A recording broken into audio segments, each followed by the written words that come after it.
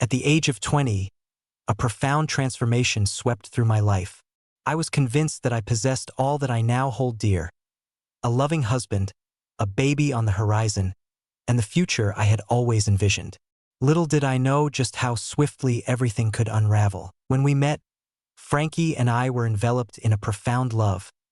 I felt secure with him, as if I had at last discovered a soul who would remain by my side forever. I overlooked the warning signs, blinded by the naivety of youth. Perhaps I was reluctant to encounter them. It was during my 7th month of pregnancy that I stumbled upon his hidden truth: a profile filled with messages and images of other women, a clandestine world he believed I would never uncover. I ought to have had that conversation with him, yet I refrained. I whispered to myself that the struggle was not worth it as tears streamed down my face in the solitude of the bathroom. Trust cannot be restored merely by desire. I endeavored to find forgiveness within myself, reluctant to let go of the bond we shared. The persistent ache in my stomach resurfaced with each ring of his phone or whenever he lingered out late, whispering that something was amiss. I endeavored to conceal my emotions, driven by a desire to improve the situation. I believed the arrival of the baby would transform him, that it would bring us closer together. For the first time in months, a wave of happiness washed over me with the arrival of Phoenix. Frankie remained unchanged, steadfast in their ways. His condition deteriorated. He lingered away for an extended period, neglecting appointments and failing to offer assistance. With each passing instance, his justifications grew increasingly feeble. He refused to make the effort, despite my pleas. Upon his return one night, he carried the scent of another, a fragrance that lingered in the air around him. That was the moment everything fell apart. I instructed him to depart, gathered his belongings, and reached out to my sister to care for the baby. His tears and pleas fell on deaf ears. I had made my decision. The journey of a single mother was fraught with challenges. I toiled into the night, meticulously stashing away each hard-earned cent, subsisting on meals that were chilled and unadorned, settling Phoenix down for the night. In the end, it proved to be worthwhile. Phoenix anchored me when the world around me felt like it was crumbling. He was my motivation to persevere. As he matured, his fierce protectiveness intensified. He meticulously ensured the locks were secure, often sacrificing his own sleep when I had to work late, and consistently inquired about my well-being. At times, it seemed as though he was maturing at an alarming pace, yet there was also a sense of gratitude that accompanied this realization. In his presence, a sense of safety enveloped me. For years, we stood alone. It was then that I crossed paths with Grant. I held the conviction that he was one of a kind, steadfast and unwavering, devoted to your cause. The child we brought into the world was named Winnie, and I convinced myself that we had finally found happiness. The conclusion I had longed for. I acknowledge my mistake. It became evident that Grant was even more troublesome than Frankie. It began with harsh words, escalated to shouting, and then spiraled into something far more troubling. I reassured myself that the children would be my guiding light through this journey. However, the day he struck Phoenix, I contacted the authorities and decisively severed his presence from our lives for good.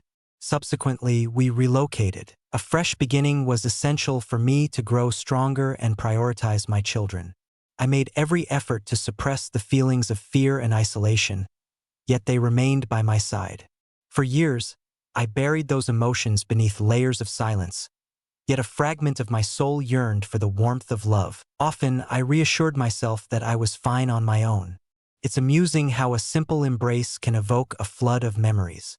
Beginning anew felt daunting, akin to traversing a path fraught with uncertainty. The newly constructed house left much to be desired. The floors creaked with a cacophony, paint chips flaked away like forgotten memories, and the kitchen sink emitted a peculiar sound when summoned to life. It belonged to us, after all. It was as if fate had offered a new beginning. Phoenix transformed the space into a sanctuary, unpacking boxes, draping curtains, and remaining near, as if they fear I might shatter. He appeared unfazed by the fact that I relied on him more than was perhaps appropriate. It seemed he took pleasure in looking after me, ensuring my well-being. It was not solely my son. He evolved into my closest companion. We cultivated our own small rituals. We engaged in spirited debates over who had the upper hand in Monopoly, collaborated in the kitchen to prepare dinner, and lost ourselves in late-night films until we drifted off on the couch. It may not have been particularly enjoyable, yet I found a sense of security within those walls. Yet, I sensed that an essential piece remained elusive. Loneliness enveloped me, yet I found myself reluctant to voice it. Upon our first encounter, I convinced myself that Grant was the elusive element I had been searching for. He bore no resemblance to Frankie whatsoever. Remain composed, persevere, persevere. At last, I found the courage to lower my defenses, for his laughter was a balm to my weary soul. His approach to Phoenix led me to believe that this could succeed, that perhaps I could learn to trust once more. Upon discovering I was pregnant with Winnie, a wave of fear washed over me, while Grant, in contrast, was filled with excitement. He assured us that this time we would get it right. His aspiration was to be an exemplary father. For a time, I found myself believing him. Winnie enriched our lives in countless ways. Her kindness radiated, and her laughter was abundant. She consistently extended her hand toward Phoenix, as though she possessed an innate understanding that he would be her protector. He accomplished it from the very instant she entered the world. His heart was irrevocably hers. He shared enchanting tales with her at bedtime, gently rocking her into a peaceful slumber. He advised me to divide her food into small morsels to prevent any choking hazards. He was more than merely a big brother. He kept a watchful eye on her. For a fleeting moment, it appeared as though we had stumbled upon happiness. Yet soon enough, the fractures began to emerge. Initially modest, something filled with rage. A door that crashes shut. I reassured myself that it was nothing significant, that disagreements are a natural occurrence. It was customary to experience such feelings. However, I was aware of a deeper truth. I had no desire to confront it. Grant found himself indulging in alcohol more frequently, lingering out late into the night, and becoming increasingly irritable over trivial matters. No amount of effort on my part could maintain the tranquility. The shattered dishes lay scattered, remnants of the tumultuous shouting that had erupted. The shattered plates morphed into obstacles, a reminder to remain steadfast. Because of Winnie for Phoenix, I convinced myself that I possessed the strength to endure it. Phoenix, however, found it impossible. He began to move forward, positioning himself between Grant and me as the situation escalated. He would bring his fists together with a forceful thud and command Grant to step away from me. Each instance of Grant's fury rebounding upon himself filled me with a deeper fear than anything else could. Grant stumbled through the door, intoxicated, on the night when everything had come to an end. Phoenix attempted to offer solace, yet Grant unraveled in the moment they did. He shoved Phoenix with force, and in response, Phoenix retaliated before I had the chance to intervene. They exchanged glances. In that moment, I beheld it clearly. Grant's, a growing disdain for him, contrasted with the remarkable bravery that Phoenix has displayed. I vowed that my children would never face harm again. We contacted the authorities and gathered our belongings that very night. The scars remained long after I departed from Grant. The scars remained, a testament to what had transpired.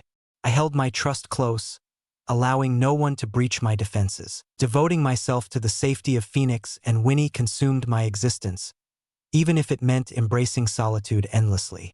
Phoenix, in contrast, remained ever vigilant. He insisted I inform him each time I stepped outside, and he meticulously checked the locks twice before retiring for the night. He consistently inquired about my well-being. Even in moments when he seemed carefree, it was clear to me that he had matured far beyond his years. Yet, I found myself unable to do so, offer assistance, yet express gratitude. In his presence, I found a sense of safety, a warmth of love enveloping me. I never imagined I would require anything beyond that. It had been 18 years since the course of my life shifted for the very first time. My Phoenix had now reached maturity.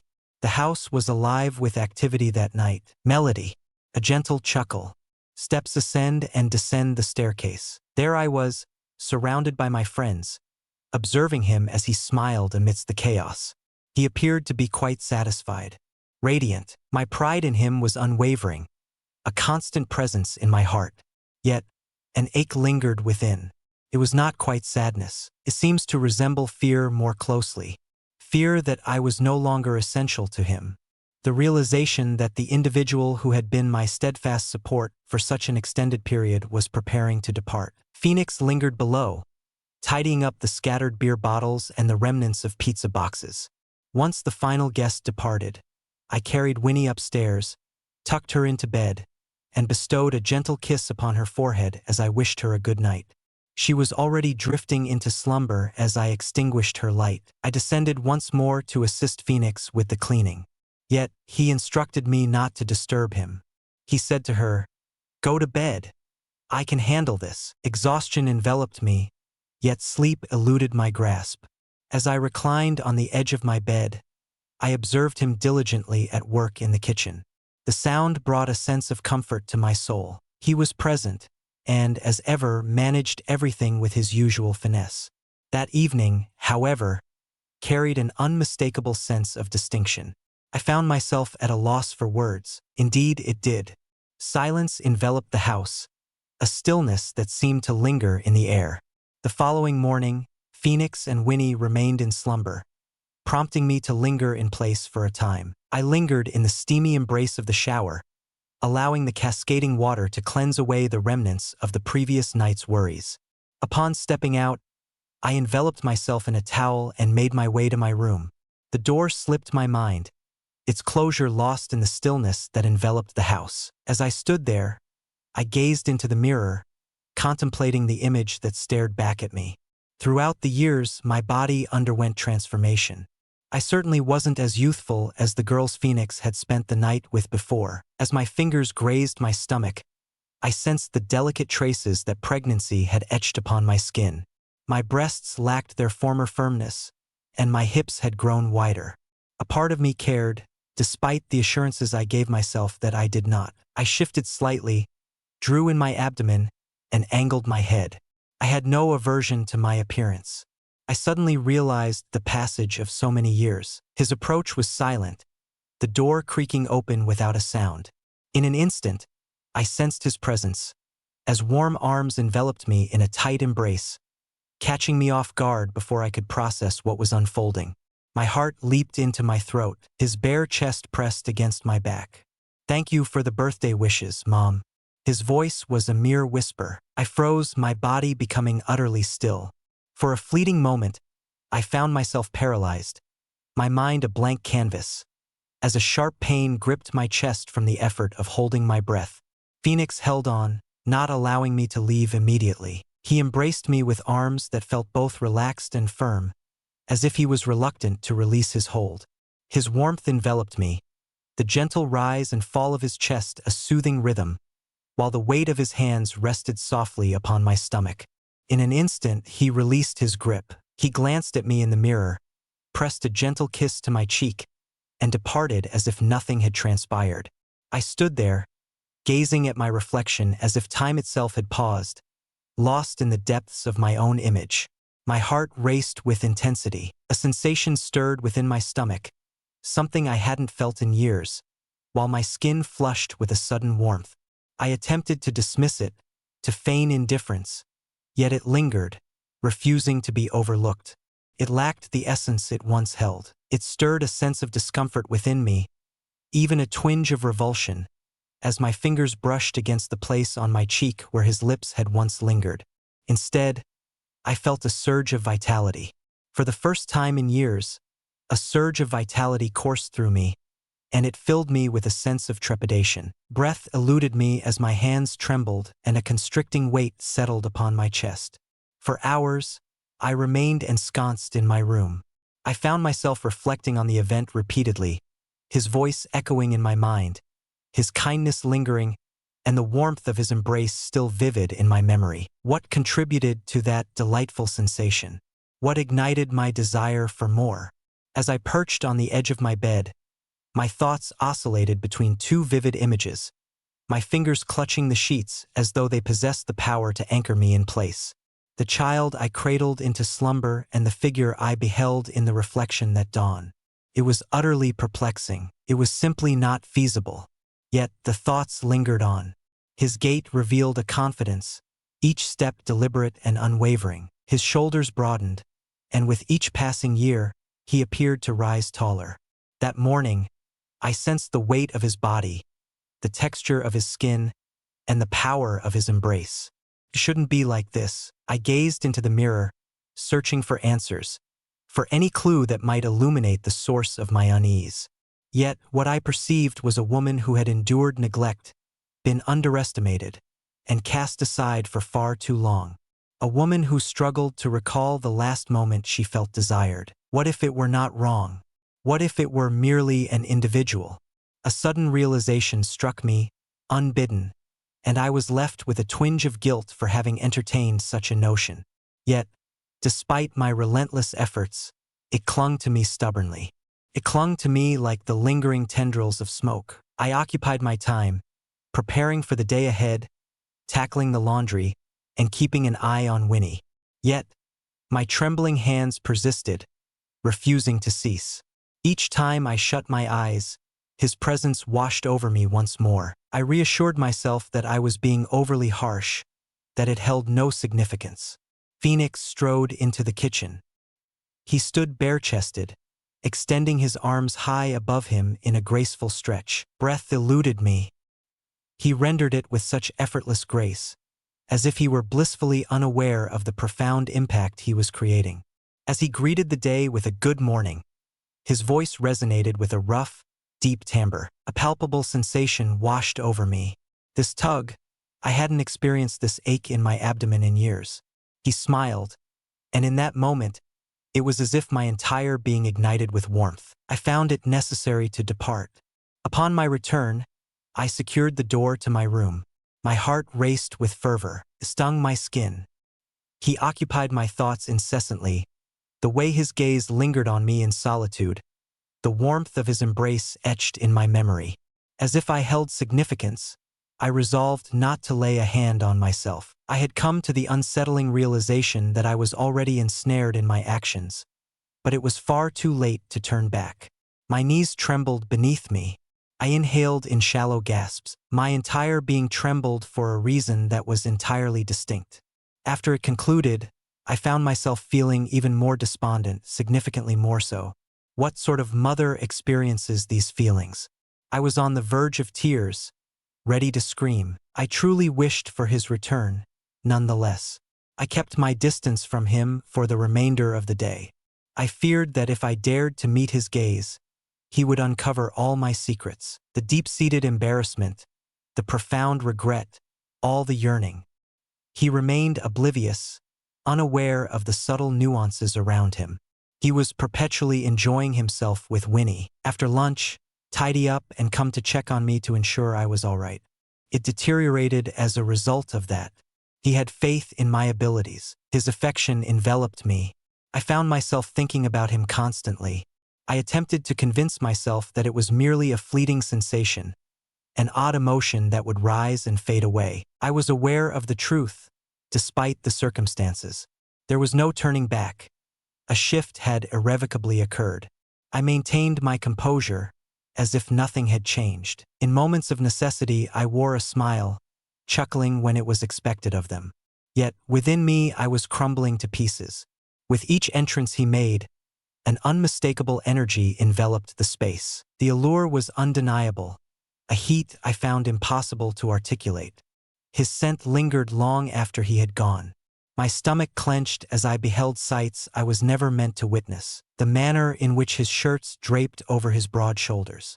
The richer timbre of his voice stirred a sense of regret within me. I repeated the mantra to myself, urging to cease, yet I found myself unable to comply. The most troubling aspect was the ease with which one could feign normalcy.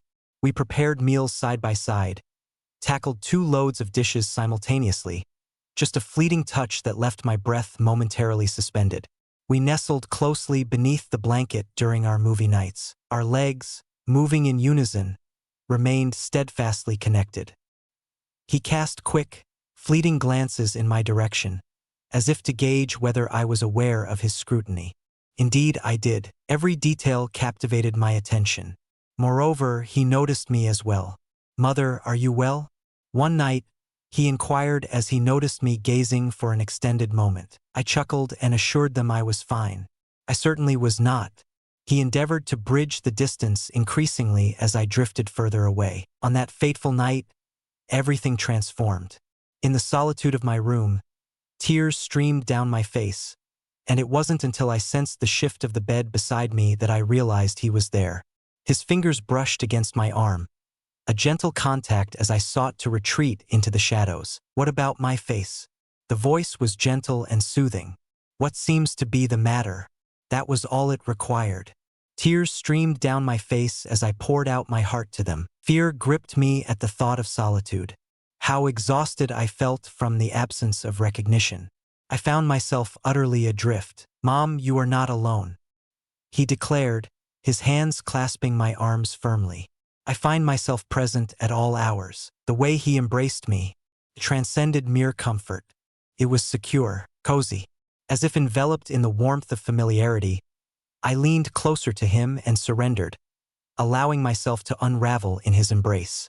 Everything shifted the moment I raised my gaze, an occurrence beyond my influence. In an instant, our lips met, and I was caught off guard by the unexpected connection. Commenced with a gentle whisper, she paused, uncertainty flickering in her eyes. Yet it took a turn for the worse. Hunger strikes swiftly. It felt as though we had both been harboring secrets from one another for far too long. Both of us trembled as we finally separated. He gazed into my eyes, and I braced myself for a look of horror. He did not, however. He embraced me more fiercely, as if he feared the moment of release. I apologized for my quiet words. He averted his gaze. Refrained from being. We attempted to behave as though it had never occurred. For days, we made every effort to steer clear of each other's company.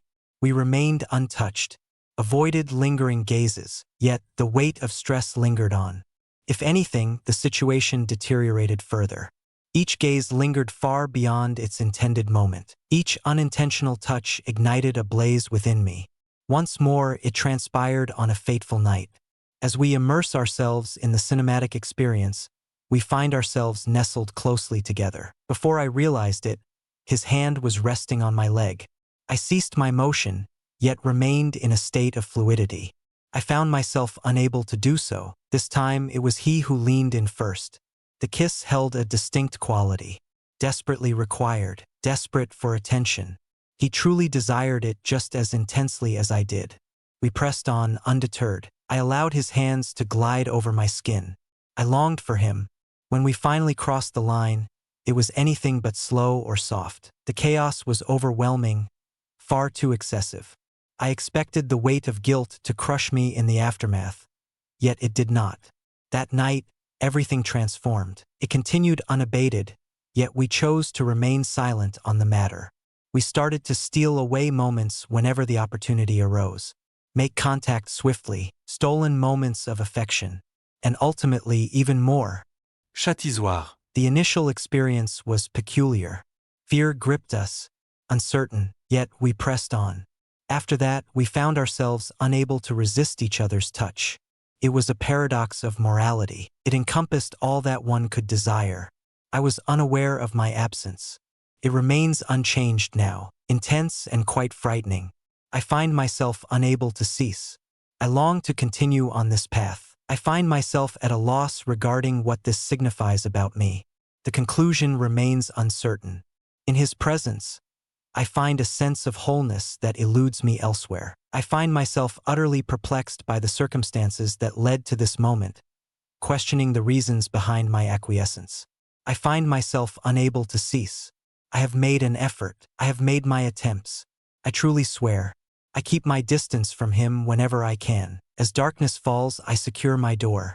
I attempt to distract myself with various activities, yet the effort proves futile. He is perpetually present. His voice resonated through the air.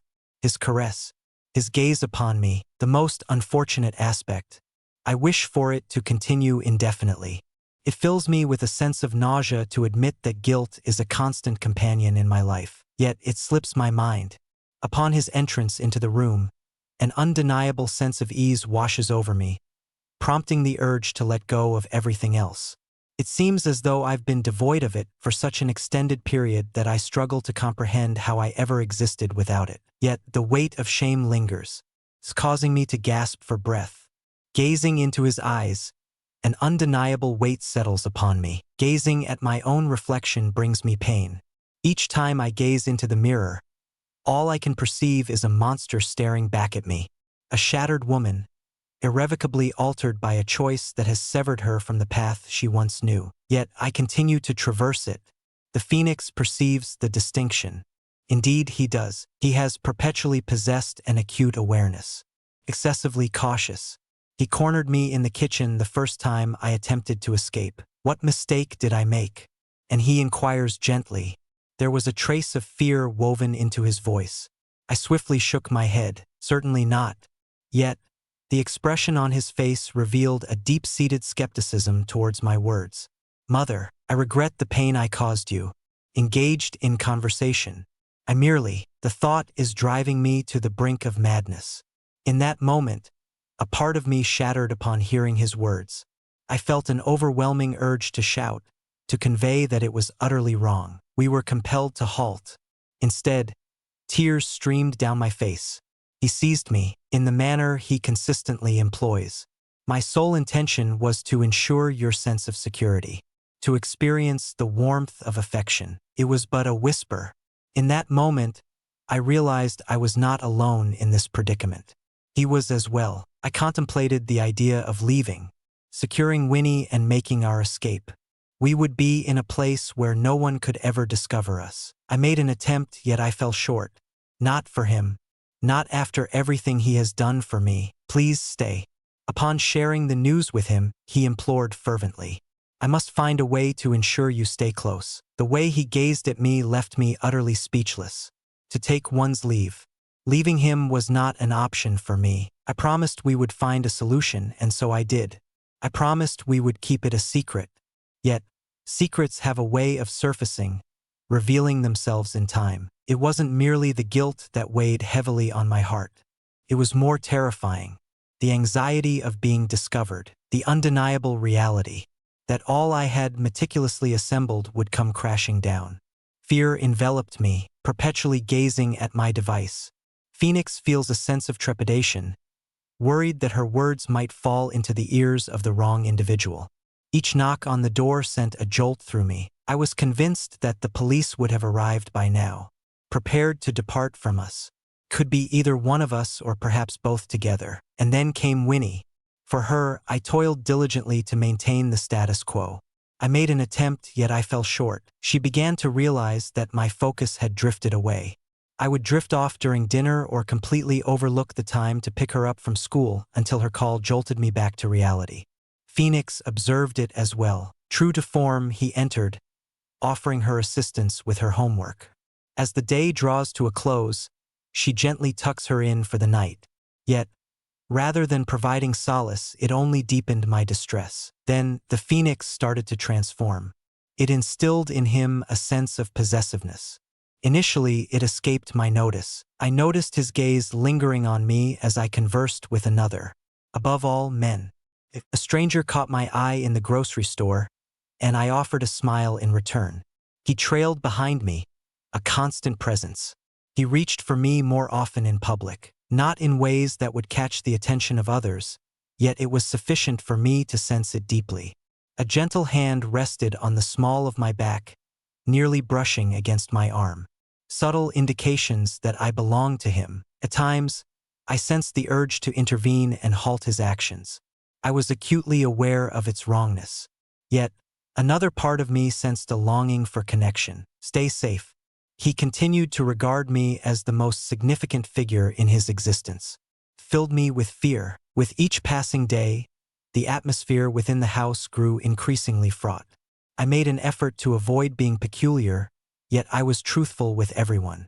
My companions started to inquire about various matters. Why I appeared to be so weary. the reasons behind my constant alterations to my plans.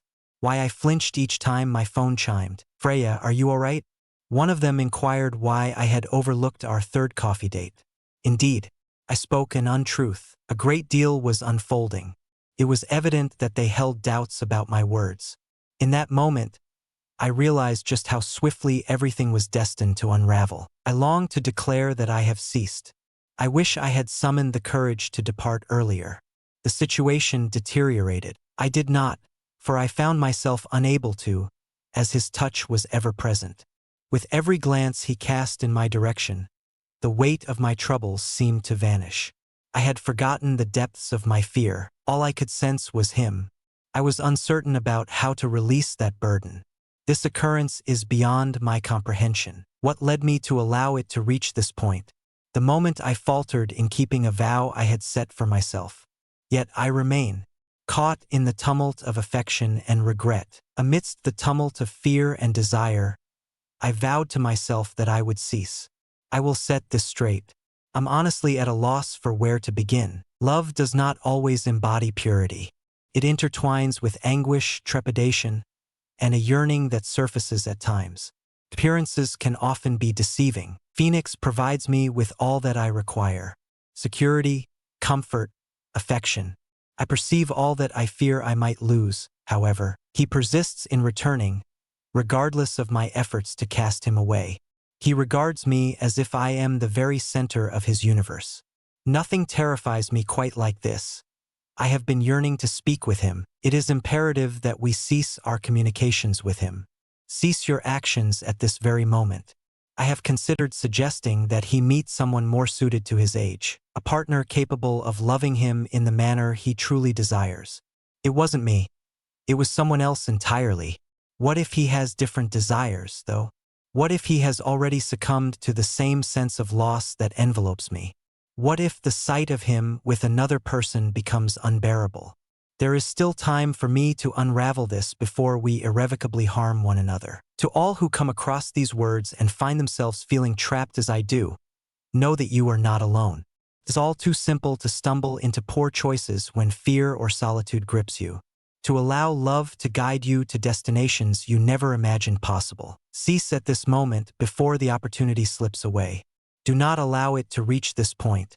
Avoid the path I chose. If you find yourself here, I'm at a loss for words. I find myself at a loss for words when it comes to addressing my own thoughts. You must simply confront it head-on. Do not flee from it.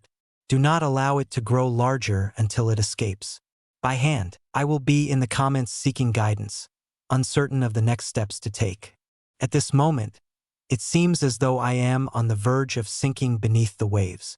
I find myself ensnared, uncertain of the path to freedom. I would appreciate it if you could share your experience of navigating through a similar situation when you felt this profound love or remorse, or share with me the choices you wish you could have altered. I appreciate you dedicating your time to explore my narrative.